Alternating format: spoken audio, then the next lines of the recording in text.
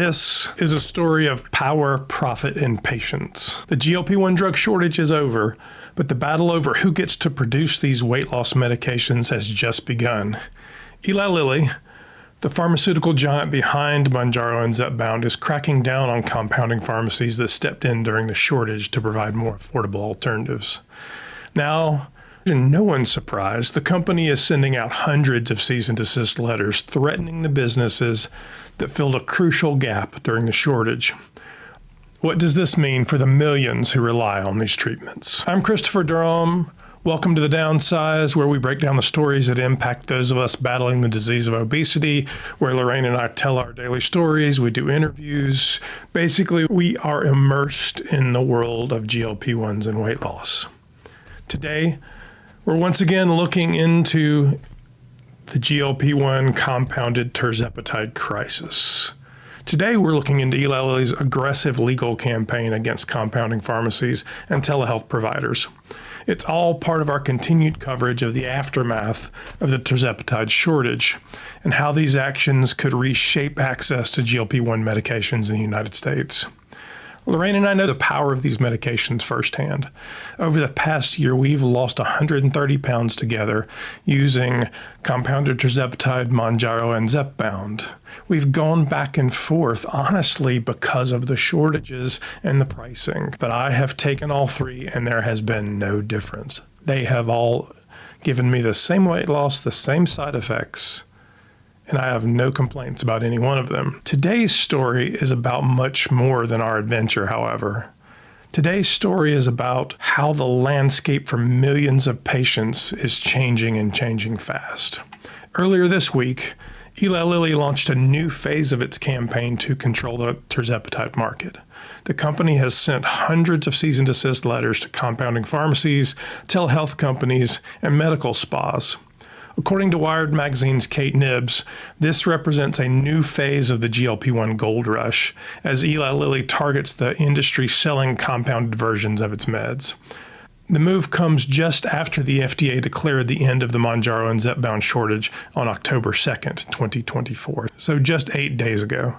For nearly a year, the FDA allowed compounding pharmacies to produce and sell versions of tirzepatide to meet soaring demand. As Nibbs writes in Wired, this legally allowed pharmacists, doctors, and licensed outsourcing facilities to compound versions of GLP-1 drugs, creating a booming market of alternatives online much cheaper than the exorbitantly priced Zepbound and Mounjaro. Now, let's be clear, the compounds are still expensive. There is still a challenge to afford all of these drugs. But now, with the shortage over, Eli Lilly is looking to shut that market down.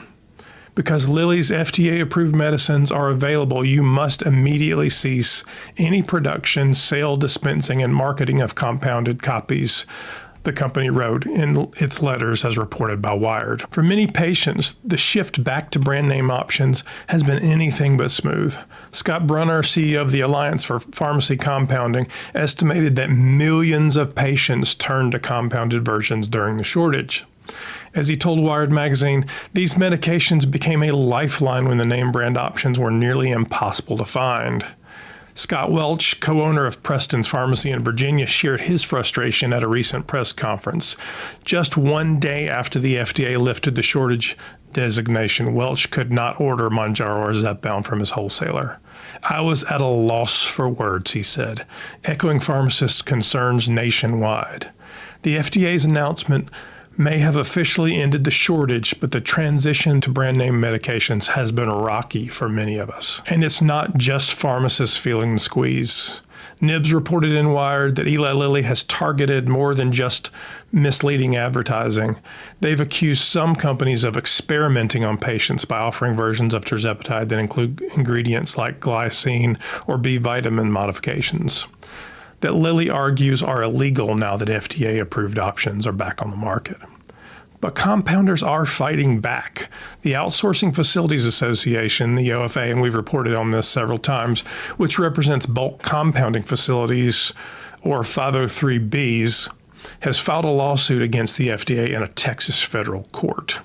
The The lawsuit argues that the FDA's decision to end the shortage was abruptly depriving patients of a much-needed treatment and artificially raising drug prices, a move that they say comes too soon as supply remains unstable, and we believe it's unstable as well.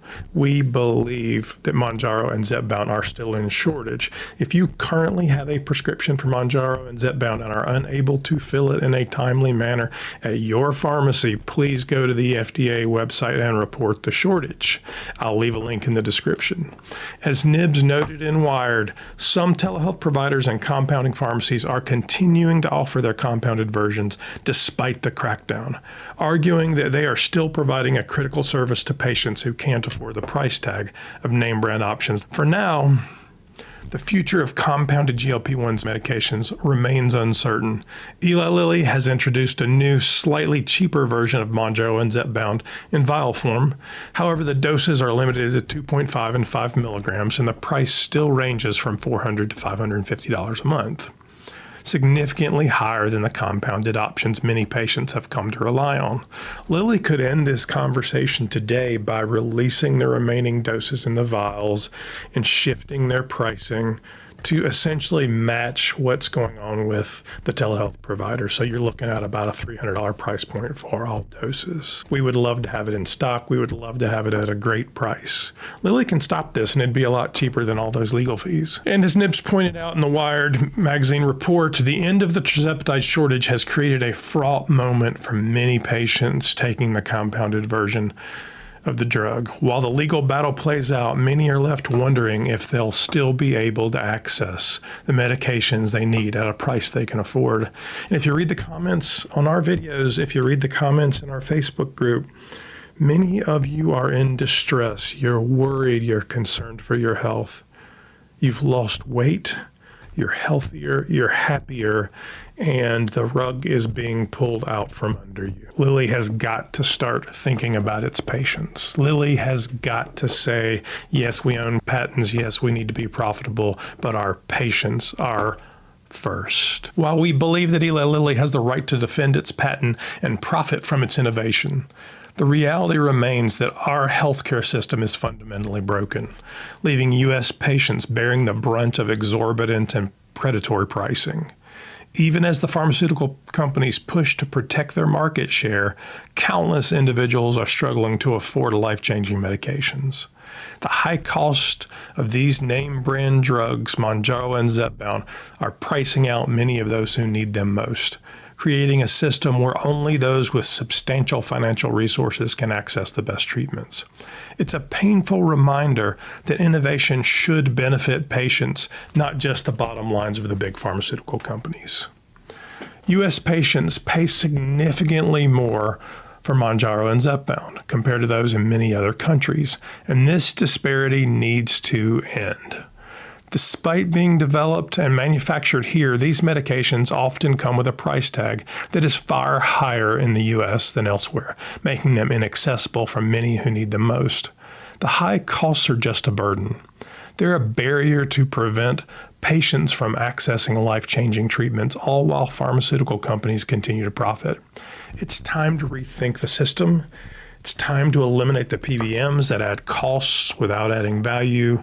It's time to reward innovation with reasonable profit and build a healthier America.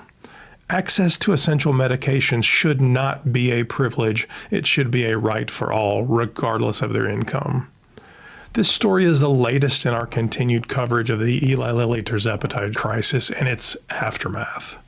What does all this mean for those of us using GLP-1 medications, for those of us who have lost weight or are trying to lose weight using compounded tirzepatide, Zepbound, and Mounjaro?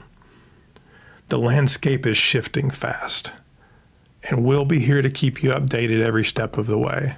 Whether you're using Zepbound or Mounjaro or relying on compounded tirzepatide, know that you're not alone in this adventure. Please join us tonight at 7 for the Downsized Live here on YouTube, where we spend an hour, hour and a half, 2 hours sometimes talking to you guys, talking about your concerns, answering questions as best we can. Of course, we're not doctors or lawyers, but sometimes it's just being a shoulder to lean on. Please join us tonight for the Downsized Live. If you found this video helpful, please do not forget to like and subscribe and hit that notification bell to avoid missing any of our updates, and to let YouTube know that they should be sharing this content so that other people on their weight loss adventure looking for GLP-1s can find it and can learn more about it. Let us know in the comments how these changes are impacting you.